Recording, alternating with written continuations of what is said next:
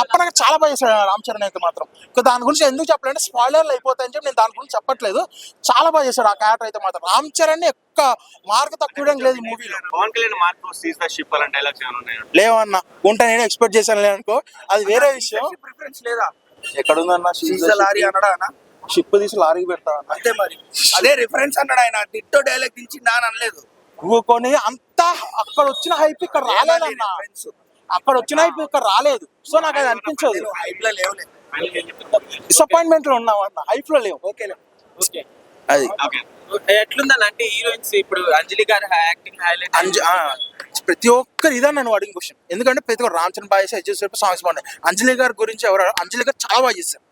ఉండే screen time కొంచెమైనా కొంచెం చాలా ఇంకా ఎక్కువ చెప్పను నేను, స్పాయిల్ అయిపోతుంది. కానీ అంజలి గారు కానీ రామ్ చరణ్ వాళ్ళిద్దరు కాంబినేషన్ కానీ చాలా చాలా బాగుంది. అంజలి చాలా ప్లస్ పాయింట్ సెకండ్ హాఫ్ ఆమె.